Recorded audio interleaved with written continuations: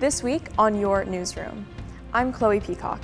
The Pittman Park food drop gave the community resources as they faced the aftermath of Hurricane Helene. We show you how they brought light to the community. I'm Alexandra Wilgroth. Georgia Southern opened their dining commons to provide service to the community in recovery from Hurricane Helene. We give you the details. Plus, some students could lose housing after a building at the Vault Apartments was deemed unsafe. We give you the details. If it matters to you, it matters to us, and it all starts right now. This is your Newsroom, with our team of reporters in the field covering the stories that matter to you. Now from the Georgia Media Group, this is your Newsroom. Hey everyone, welcome to your Newsroom. I'm Chloe Peacock. And I'm Alexandra Wilgroth. Georgia Southern students returned to school on Monday, October 7th, after thousands of people were without power from Hurricane Helene.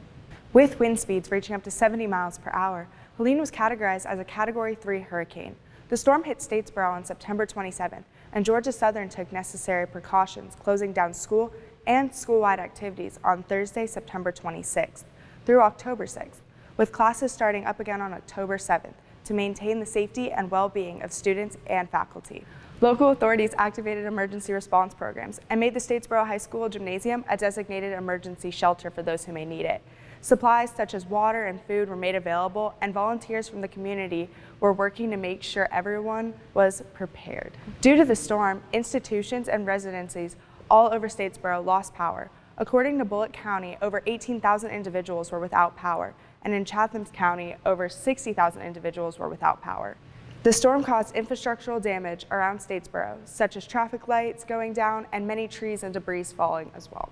Students faced road closures, power outages, and loss of running water. It was said that although many homes and buildings were damaged, there were no serious injuries that occurred. Hurricane Helene left Statesboro in chaos. Food and water helped residents who were in need at the Pittman Park food drive. Your Newsroom's Gracie Higgins has the story. Hurricane Helene swept through Statesboro, leaving the town in shambles. But that didn't stop the community to provide resources for those affected. On September 30th, Pittman Park United Methodist Church partnered with Second Harvest Mission of Coastal Georgia and Feed the Borough to host a limited emergency food drop. Items consisted of ready-to-eat food, canned chicken, and water. The goal of this was to provide food to families who have no other sources. We knew that we could open and we had power and water. I did an initial assessment of our campus at about 7 in the morning. And we knew we had power and water, and we thought we've got to do something for our community because we have the capacity to do it. Pittman Park Senior Pastor Jonathan Smith contacted Athletic Director Jared Banco for assistance.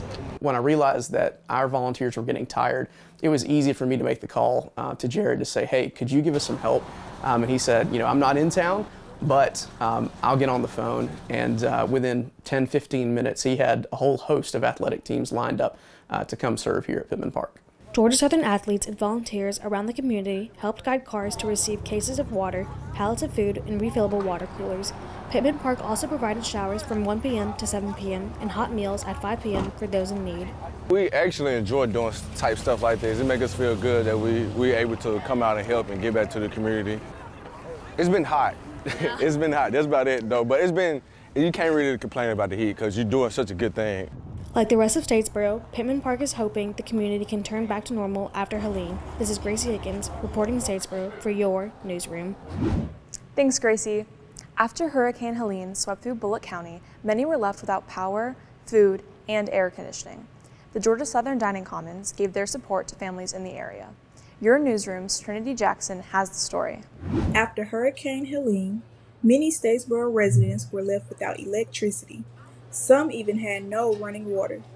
From September 30th to October 6th, classes were canceled for students, but the dining hall on campus welcomed students and families, providing support to those affected by the storm.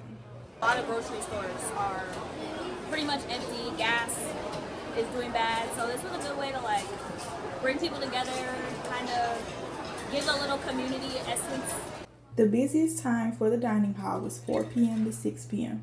Staff and students helped make the process easier for the community. Lines were long and very few seats were available. Dining services prepared an abundance of food, ensuring everyone had access to a hot meal. I think it's important because during the hurricane, people's power went out, so their food gone. gone bad, and stuff is closing, so people really don't have anywhere to eat. Classes at Georgia Southern will resume on Monday, October 7th. Thanks, Trinity. On your screens are resources that you can reference in the event of a weather emergency. For more information, you can also visit our website, thegeorgeand.com. A number of students could be facing homelessness in Statesboro this month after a building at the Vault was deemed unsafe. Your Newsroom's Hannah Clay has the details. A local apartment complex home to numerous students is facing potential condemnation by the city of Statesboro, which is forcing residents to relocate. Residents of Building 1100 at the Vault received alarming news from management on September 24th. A letter was placed beside their doors informing them they have just 30 days to vacate their homes. The Vault is an off-campus housing option for many students who attend Georgia Southern, and according to the letter from the Vault management team, quote, due to unforeseen circumstances, the building has been deemed unsafe for habitation and could be condemned within 30 days, unquote. Concerns about safety have been raised due to visible damages on the exterior of the building. Access to the back stairs have been blocked off, which are highlighting the urgent need for residents to find alternative accommodations. I spoke with Georgia Southern student and resident Daniel Terry about the impact this has had on their living situation. He said, quote, I would say financially I was impacted more than anything on top of already being a bit stressed out.